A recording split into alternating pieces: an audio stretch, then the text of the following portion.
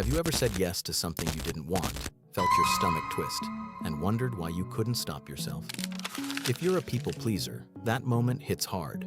You're trying to guard your time, your energy, your calm, but the yes escapes before you can catch it.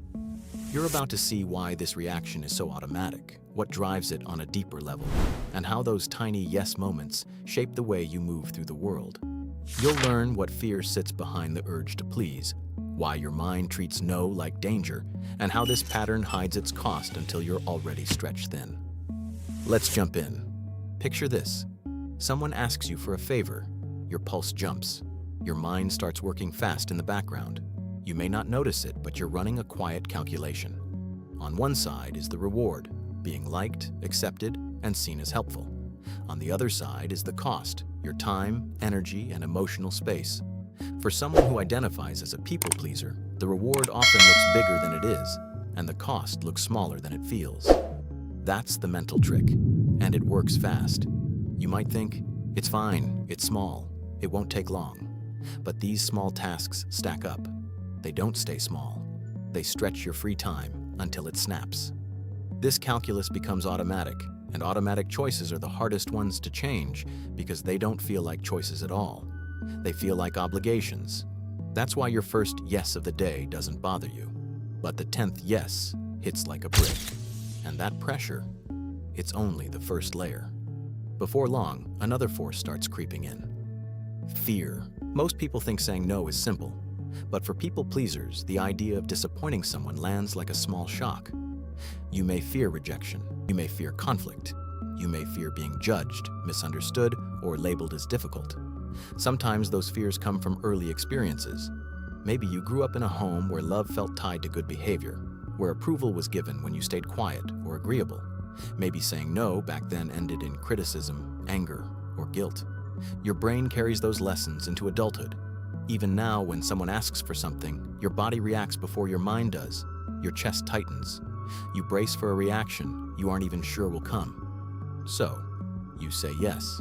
Not because it's the best choice, but because it feels like the safest. That fear of letting someone down becomes a script you repeat without thinking, and the more you follow it, the heavier it gets. But fear doesn't explain everything. Beneath it lies something more personal, something that hits at the core of how you see yourself. People pleasers often build their sense of worth on being needed. Being helpful feels like being valuable. Being available feels like being loved. If you're not used to feeling secure in who you are, you may look for your value in the reactions of others. And when that happens, no doesn't just feel like refusing a request. It feels like refusing your role. This is why someone's disappointment can feel crushing. Not because they're asking too much, but because their reaction feels tied to your worth. You might think, if I say no, they'll think I'm selfish. Or, if I don't help, I'm letting them down. So, you help. Again and again. You give even when you're tired. You agree even when you're overwhelmed. Because approval feels like oxygen, and losing it feels like suffocating. But this need for approval takes something from you. It blurs your inner lines. It pulls you away from your own values. It makes your choices about others' comfort instead of your own truth. And slowly, something else begins to fade. Your sense of your own needs. Every time you think about saying no, emotions rise fast. Guilt, anxiety, worry, tension in your chest, tightness in your throat, maybe even shame. These feelings can be so strong that your body pushes you toward the fastest escape. Say yes. End the discomfort. Make it go away. That relief is instant, but temporary. When yes becomes a tool to avoid uncomfortable emotions, it turns into a habit your brain relies on. Over time, your emotional reactions become the real decision makers, not your wants or needs. This is why saying no feels harder than saying yes, even when yes drains you. Your mind has learned that pleasing others gives you fast emotional relief, and it chases that relief like a shortcut. But shortcuts have consequences. Because avoiding discomfort doesn't make the problem smaller, it makes the boundary weaker. And weaker boundaries lead to something you may not even notice happening. You start losing track of your own limits. When you ignore your own needs long enough, something shifts inside. Your wants become quiet, your limits get fuzzy, your inner voice gets harder to hear. People pleasers often reach a point where they don't know what they want anymore. They only know what others expect. So decisions stop being choices. They become reactions. You might find yourself saying yes before you think, or you may ignore the tightness in your chest that tries to warn you. This loss of clarity chips away at your identity. Your days become shaped by what others need instead of what matters to you. And the more you give, the more people come to expect from you. But expectations aren't the real danger. The real danger is the slow cost that builds beneath your surface. Because every yes you give without choice takes something from your life. And eventually, the cost becomes too heavy to ignore. People pleasers don't burn out from one big event. They burn out from 100 small surrenders. At first, you keep going. Then the tiredness hits.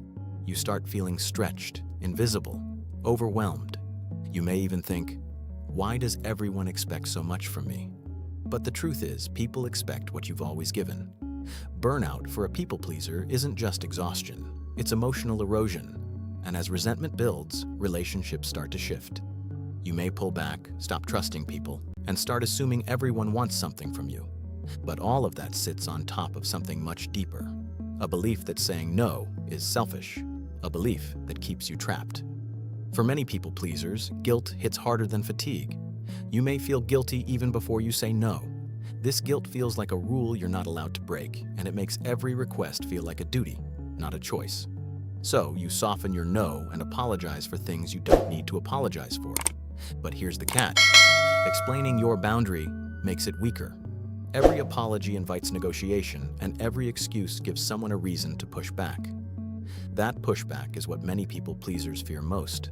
And that fear leads to the hardest part of all. Trying to change, only to face resistance. When you start saying no, some people don't react well, not because you're wrong, but because they got used to your yes. They may question you or pressure you, or they may even act offended. That reaction feels sharp. It feels like proof that you're doing something wrong, but it's actually proof of something else. You're changing the structure of a relationship that was built on your silence, and change always creates tension. This tension scares people pleasers. It makes you want to go back to what feels familiar and easy. But easy doesn't mean it's healthy, and familiar doesn't mean it's right. Eventually, there comes a moment when the truth becomes too loud to ignore. Be careful which yes you give. Some are acts of compassion, others are slow concessions to a self you no longer recognize.